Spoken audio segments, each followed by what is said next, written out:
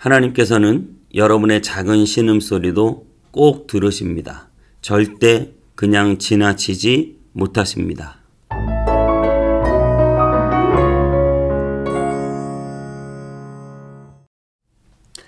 안녕하세요. 검단에 있는 온 땅의 성문교회 서정희 목사입니다.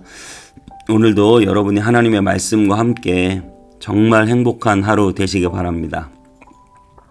참 어제 말씀 못 드렸는데 오늘 어제부터죠. 저희가 마이크를 새로 하나 장만했는데 소리가 잘 들리시나요? 네, 소리가 잘 들리실 것 같아요. 잘 들리시면 소리가 더 좋아졌다고 댓글 남겨주시면 저희에게 도움이 되겠습니다. 감사합니다. 제가 유튜브를 보는데 위라클이라고 하는 프로를 봤는데요. 거기 최강희라고 하는 배우가 나왔어요. 그런데 이 최강희 배우는 굉장히 우울증으로 힘들어하고 또 술을 먹고 술로 그걸 해소해 보려고 했다고 해요. 물론 이제 기독교인이기도 하고요.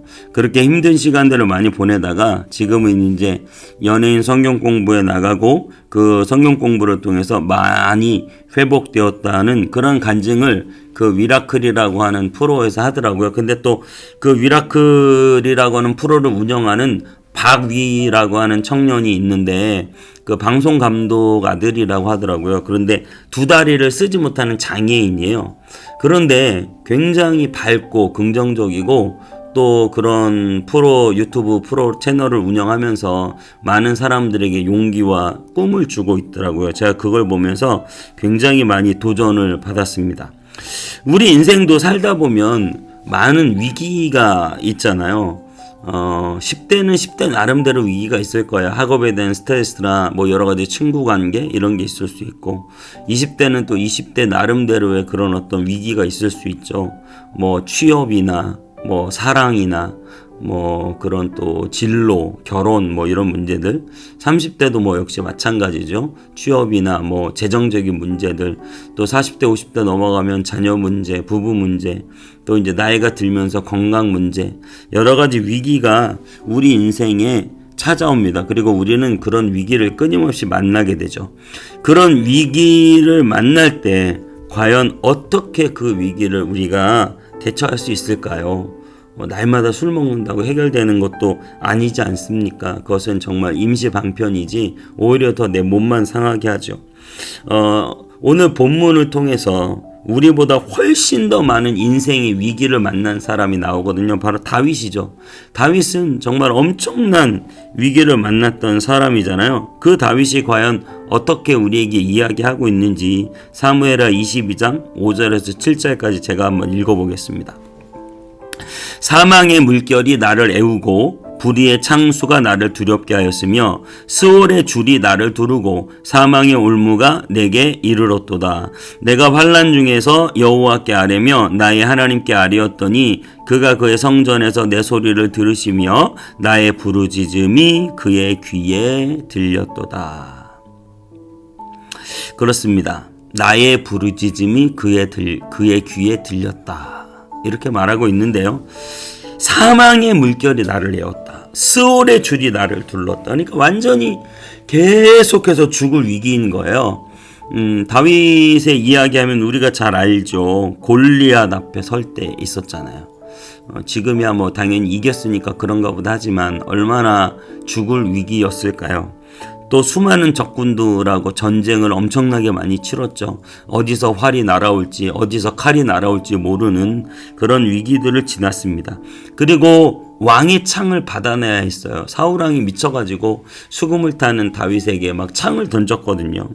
그리고 도망다니다가 타국의 왕 앞에서 미친 척도 해야 됐어요. 얼마나 그 마음이 두려웠을까요? 그러다 걸리면 정말 죽는 건데요.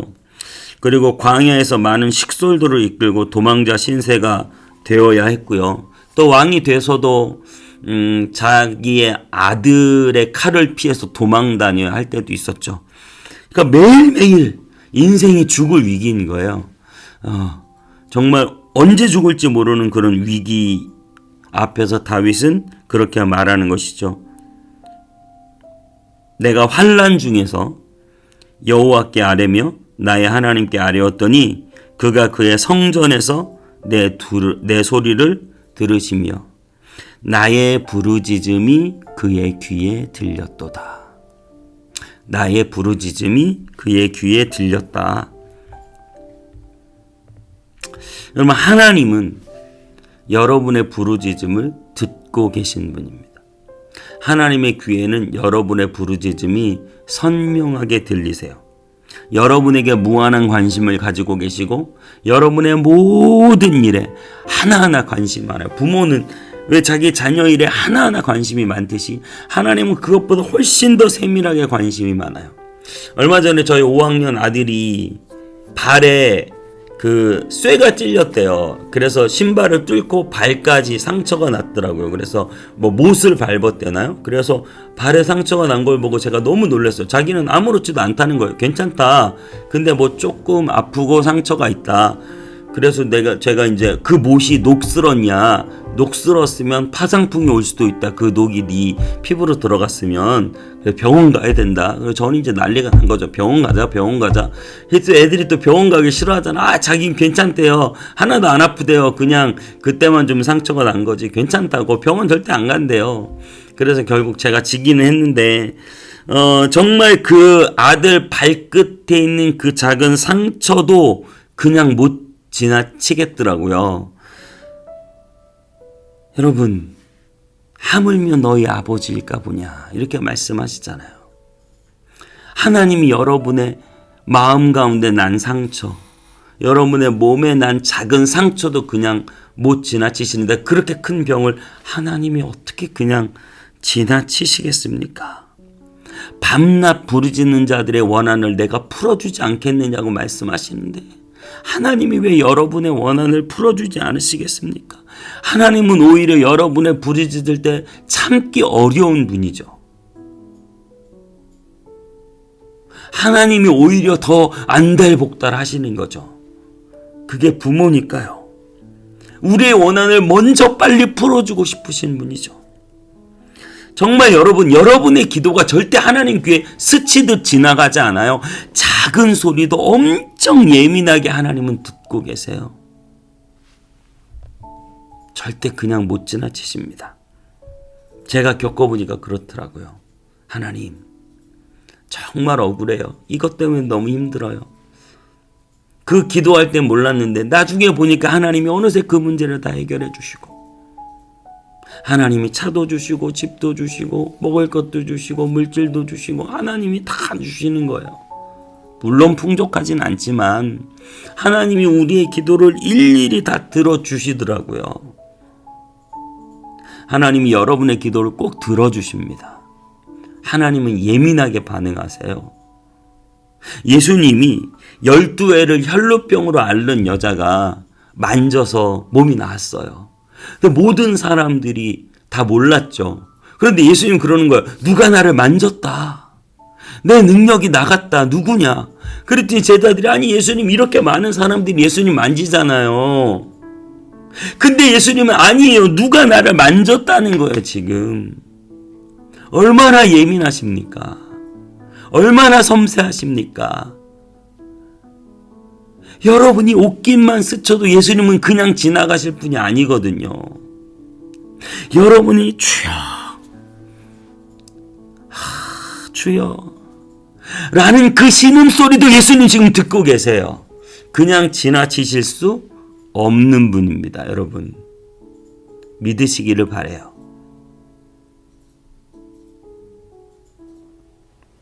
인생의 큰 위기 속에 계십니까? 주님이 절대 모른 척하지 않으십니다. 내가 오래 참겠느냐? 내가 밤낮 부르짖는 자들의 그 원한을 풀어주지 않겠느냐? 내가 택하신 자들의 그 기도를 듣지 않겠느냐? 하나님 그렇게 우리에게 말씀하십니다. 여러분 어떠한 인생의 위기를 만나더라도 주님께 부르짖으십시오. 주님께 구하면 하나님이 반드시 여러분의 기도를 들으시고 여러분과 함께 하시고 여러분의 원한을 풀어주시고 여러분의 모든 연약함에 응답해 주실 줄 믿습니다. 기도하겠습니다. 하나님, 다윗은 수많은 인생의 위기, 죽을 위기들을 만났지만 그렇게 고백하고 있습니다. 나의 부르짖음이 그의 귀에 들렸도다. 그 위기 가운데 건져주신 분은 바로 주님이셨다는 것이죠. 주님, 우리의 인생에도 얼마나 많은 일들을 만납니까? 주님은 예민하게 나의 기도를 듣고 계시는 줄 믿습니다. 내 원한을 속히 풀어주고 싶으신 분인 줄 믿습니다. 오래 참지 않으시는 분이신 줄 믿습니다. 주님을 더 붙잡게 하여 주시고 주님을 더 의지하게 하여 주시고 예민하게 반응하시는 주님 앞에 우리의 모든 것을 아뢰는 우리가 되게 해 주옵소서. 감사드리고 예수님의 이름으로 기도하옵나이다.